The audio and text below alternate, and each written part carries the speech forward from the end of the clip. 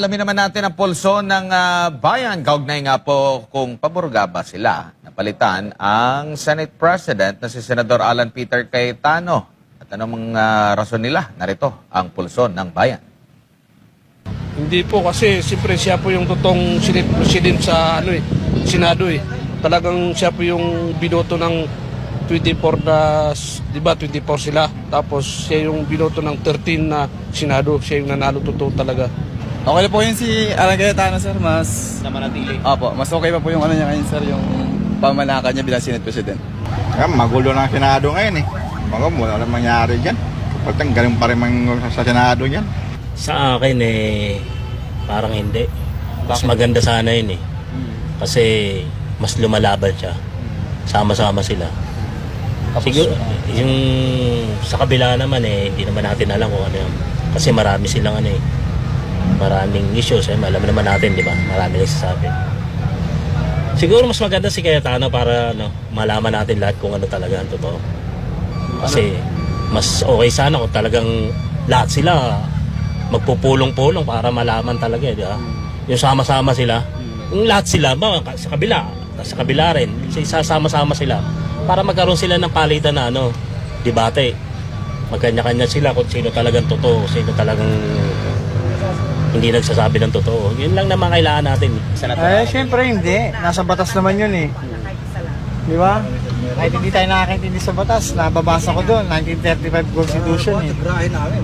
Kailangan nasa 13 magbobotohan, di ba? Para mapalitan o magkaroon ng bagong Senate President. Kailangan nasa 13 senador, di ba?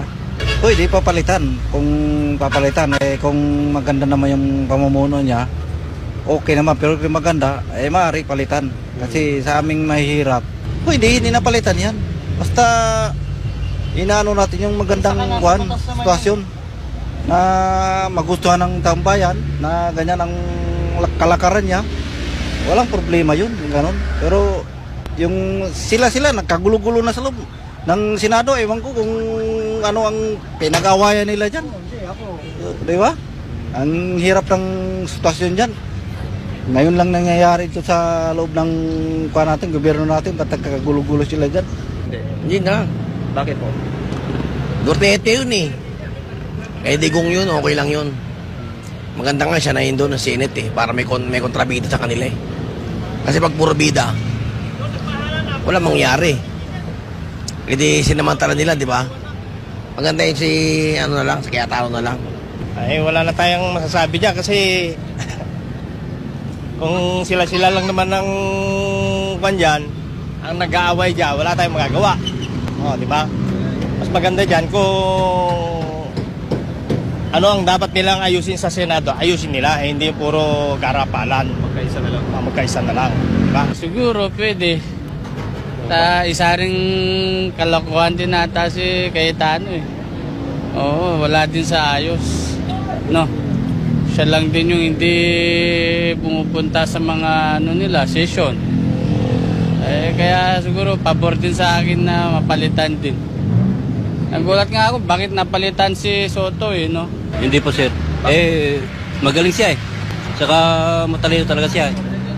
Saka walang kasama sa magnanakaw. Hindi sinungaling. Kaya Cayetano pa rin po.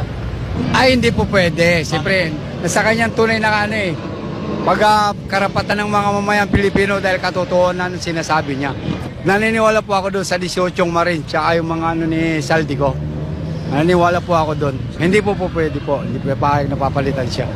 Hindi po ako pabor, sir. Bakit po? Kasi tapos na yung eleksyon, bakit papalitan pa siya? Nawala naman 13 na senator na pwede pumalit sa kanya kung sakaling butuan. Kasi yan ang narinig ng roles ng mga senator eh. Hindi naman pwede tuwad na ngayon, papalitan mo na. Kung naka-13 ang kabila, wala tayong magagawa. Talagang papalitan siya. Pero siya ngayon, pag natin-percent kasi... hindi. Bakit po?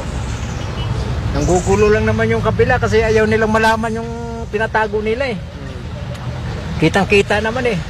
Siyempre hindi, siya na lang yung matino eh, papalitan pa. Siyempre naman. Matino. Siya na lang medyo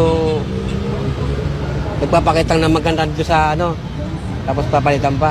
Sa tingin ko, hindi naman siguro pabor, sir, kasi wala naman ako naririnig na issue kay Tano eh, sa mga ginagawa sa Senado. Minsan nga, siya pa nga mismo nagtatanggol si Cayetano sa Senado. Thank you, sir. Dapat yun, yung mga ibang ano sa Senado, yun ang mga tanggalin, yung mga korupsyon. Yun talagang mainam na tanggalin sa Senado.